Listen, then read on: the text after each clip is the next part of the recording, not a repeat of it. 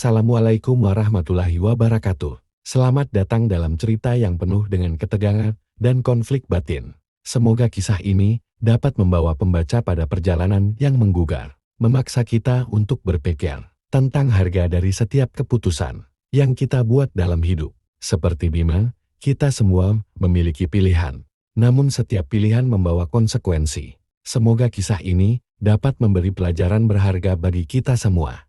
Bima berdiri di tengah ladang yang dulunya hijau dan subur. Angin panas berhembus, membawa aroma tanah kering yang mengeras seperti batu. Daun-daun padi yang dulu menjanjikan hasil panen melimpah kini berguguran, membentuk karpet coklat yang menyayat hati. Bima mengepalkan tangannya, mencoba menahan amarah dan frustrasi yang terus menghantuinya. Panen gagal lagi, Bima? Tanya Pak Slamet, seorang tetangga yang melintas dengan wajah penuh simpati. Bima hanya mengangguk pelan tanpa kata. Ia tahu simpatinya tidak akan membayar utang yang terus bertumpuk. Minggu lalu, para penagih utang datang dengan ancaman keras. Jika ia tidak melunasi utangnya, rumah dan ladangnya akan disita. Malamnya, dia duduk di balai bambu di depan rumah, menatap bulan sabit yang memancarkan sinar redup. Tidak ada suara kecuali lolongan anjing dari kejauhan, menambah kesan muram yang sudah menggantung di udara. Bima memegang sebuah kalung pusaka peninggalan ibunya, satu-satunya benda yang membuatnya merasa masih memiliki bagian dari keluarganya. Ia termenung, bertanya-tanya mengapa hidupnya begitu berat. Tiba-tiba, suara langkah kaki terdengar dari kegelapan. Bima mendongak, dan di bawah sinar rembulan yang samar, terlihat Pak Waluyo. Lelaki tua itu dikenal sebagai orang yang memahami hal-hal gaib, meskipun banyak yang takut mendekatinya. Kau terlihat gelisah, Bima, ujar Pak Waluyo dengan suara rendah. Bagaimana aku tidak gelisah? Semua sudah hancur, jawab Bima lemah. Pak Waluyo mendekat, duduk di sebelahnya. Jika kau ingin mengubah nasibmu, ada cara. Tapi kau harus berani menanggung risikonya. Bima mengangkat kepala, menatap Pak Waluyo dengan mata penuh harapan bercampur rasa takut. Apa maksud Bapak? Tanyanya. Pak Waluyo tersenyum tipis. Ikut aku, kau akan tahu. Pagi-pagi buta, Bima mengikuti Pak Waluyo melewati jalan setapak yang jarang dilalui orang. Hutan yang mereka masuki terasa sunyi dan dingin. Meskipun matahari sudah mulai terbit, semakin dalam mereka masuk, semakin pekat kabut yang menyelimuti jalan. Suara burung hutan dan gesekan dedaunan menjadi satu-satunya tanda bahwa mereka masih berada di dunia nyata. Pak, kemana kita sebenarnya? Tanya Bima dengan nada ragu. Ke tempat di mana semua keinginanmu bisa terwujud, jawab Pak Waluyo singkat. Setelah berjalan hampir 2 jam, mereka tiba di sebuah area terbuka yang dikelilingi pepohonan tinggi. Di tengahnya berdiri sebuah batu besar yang ditutupi lumut hijau. Batu itu memancarkan aura yang aneh, seolah-olah mengawasi mereka. Inilah batu keramat Kalimas, kata Pak Waluyo sambil menyalakan dupa. Aroma harum bercampur menyengat segera memenuhi udara. Pak Waluyo mulai merapalkan mantra. Suaranya berat dan bergema di sekitar mereka. Ia kemudian menoleh pada Bima, kau harus memberikan sesuatu yang paling berharga dalam hidupmu. Bima terdiam. Ia mengeluarkan kalung pusaka yang selama ini ia simpan dengan hati-hati. Ini saja yang aku punya, Pak, ujarnya sambil menyerahkan kalung itu dengan tangan gemetar. Ketika kalung itu diletakkan di atas batu, angin tiba-tiba bertiup kencang. Suara gemuruh terdengar dari dalam tanah, diikuti oleh suara meringkik kuda yang entah datang dari mana. Batu itu bergetar, dan untuk sesaat, Bima merasa ada mata yang menatapnya dari dalam kegelapan. Sudah selesai, kata Pak Waluyo, memadamkan dupa. Kau akan melihat hasilnya segera.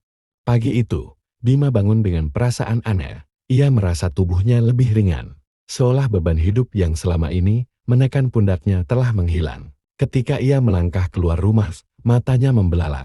Di depan pintu, tergeletak tumpukan emas yang berkilauan terkena sinar matahari pagi. Bima tidak percaya. Ia memeriksa tumpukan itu, memastikan bahwa semua ini bukan mimpi. Dengan tangan gemetar, ia menggenggam segenggam emas itu, merasakan dinginnya logam mulia yang selama ini hanya ia dengar dari cerita-cerita orang kaya. Hari itu, ia melunasi semua utangnya. Ia membeli peralatan baru untuk ladangnya, dan bahkan menyisihkan sebagian untuk membangun kembali rumahnya yang hampir roboh. Dalam waktu singkat, Bima menjadi salah satu orang terkaya di desa. Namun, Kebahagiaan itu tidak bertahan lama. Malam pertama, setelah ia menerima kekayaan itu, Bima mendengar suara aneh di luar rumah. Suara derap kaki kuda yang berat, diikuti oleh suara meringkik yang memecah keheningan malam. Ia keluar untuk memeriksa, tetapi tidak menemukan apa-apa, hanya kegelapan yang menyambutnya. Namun, ketika ia kembali ke dalam rumah, ia melihat jejak kuku kuda yang membara di lantai tanah rumahnya. Malam-malam berikutnya, mimpi buruk mulai datang.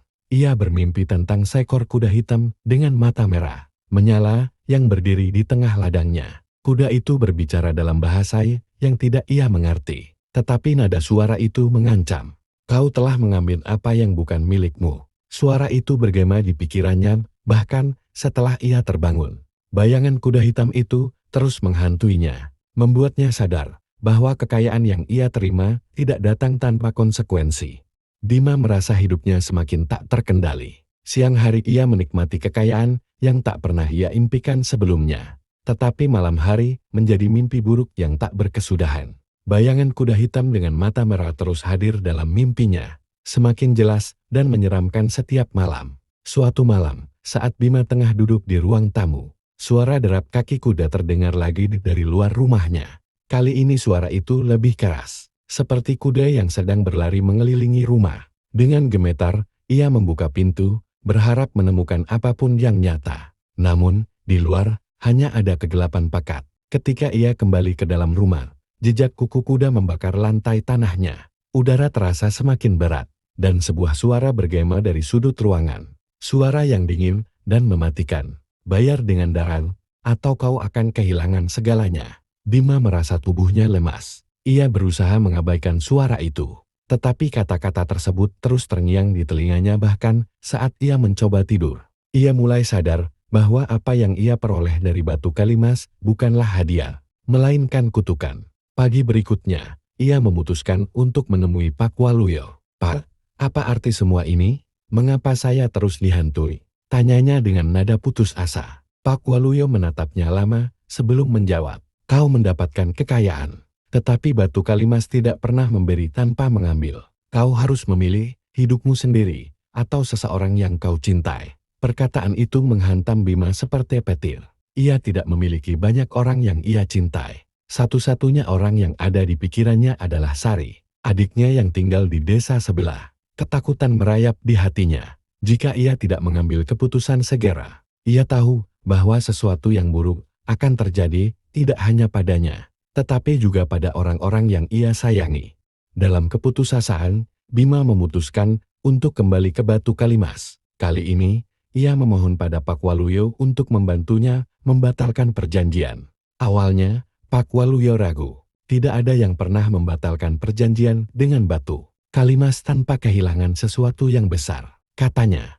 Namun, melihat TEKAD Bima, ia akhirnya setuju. Malam itu, mereka berdua kembali ke hutan. Perjalanan menuju Batu Kalimas terasa lebih berat daripada sebelumnya. Suasana hutan yang sunyi berubah menjadi mencekam. Pepohonan seakan bergerak mengikuti langkah mereka, dan angin membawa bisikan-bisikan aneh yang membuat bulu kuduk meremang. Ketika mereka tiba, Batu Kalimas tidak lagi tampak seperti sebelumnya. Batu itu kini bersinar merah, seperti bara api yang menyala dari dalam. Aura dingin menyelimuti tempat itu, membuat Bima merasa tercekik. Pak Waluyo mulai menyalakan dupa dan merapalkan mantra. Namun, sebelum ritual selesai, suara berat bergema dari dalam batu. Tidak ada yang bisa membatalkan perjanjian. Kau telah menerima harta, dan kami menuntut pembayaran. Dari kegelapan muncul bayangan seekor kuda hitam. Tubuhnya besar, dengan mata merah, menyala dan api yang menyembur dari lubang hidungnya. Kuda itu mendekat, setiap langkahnya meninggalkan jejak darah di tanah. Jika kau ingin membatalkan perjanjian, serahkan nyawamu sekarang. Suara itu bergema. Bima gemetar. Ia menoleh ke Pak Waluyo, berharap mendapatkan solusi. Namun, lelaki tua itu hanya menatapnya dengan wajah muram. Kau harus memilih, Bima, tidak ada jalan keluar lain. Ketika Bima merasa tidak ada harapan lagi, ia teringat pada ibunya. Kata-kata yang pernah ia dengar sejak kecil, terlintas di pikirannya. Bintang harta bukanlah segalanya. Jika kau kehilangan dirimu sendiri, kau akan kehilangan segalanya, Bintang. Dalam sekejap, ia menyadari bahwa hidupnya telah dikendalikan oleh keserakahan. Ia memandang batu Kalimas dengan penuh kebencian, merasa bahwa batu itu adalah akar dari semua penderitaannya. "Ambil semua hartaku," teriak Bima dengan suara penuh kepedihan. "Aku tidak butuh kekayaan ini. Aku hanya ingin bebas dari kutukan ini." Bayangan kuda hitam itu berhenti sejenak, seolah-olah mempertimbangkan permohonannya. Kemudian, suara berat itu kembali terdengar. "Harta yang telah kau ambil tidak bisa dikembalikan. Kau harus membayar dengan darah." Bima berdiri dengan tubuh gemetar, tetapi ia tidak mundur. "Kalau begitu, ambil hidupku. Tetapi jangan sakiti siapapun yang aku cintai." Batu Kalimas bergetar hebat, dan kegelapan mulai menyelimuti tempat itu. Pak Waluyo berteriak, mencoba menarik Bima untuk pergi. Tetapi Bima tetap berdiri di tempatnya. Ia merasa bahwa ini adalah satu-satunya cara untuk mengakhiri segalanya. Ketika bayangan kuda hitam itu menyerang, Bima menutup matanya, bersiap menghadapi akhirnya. Namun, ketika ia membuka mata, ia menemukan dirinya kembali di ladangnya. Semua kekayaannya telah hilang. Begitu pula tanda-tanda kutukan. Ladangnya kembali kering, dan rumahnya kembali seperti semula sederhana dan regot. Meskipun harta itu hilang, Bima merasa beban yang selama ini menghantui dirinya juga telah lenyap. Untuk pertama kalinya dalam hidupnya, ia merasa bebas. Namun, saat ia berjalan menuju rumah, ia mendengar suara meringkik dari kejauhan. Ia menoleh, tetapi tidak melihat apa-apa. Apakah kutukan itu benar-benar telah berakhir? Ataukah batu Kalimas hanya menunggu waktu untuk menagih kembali?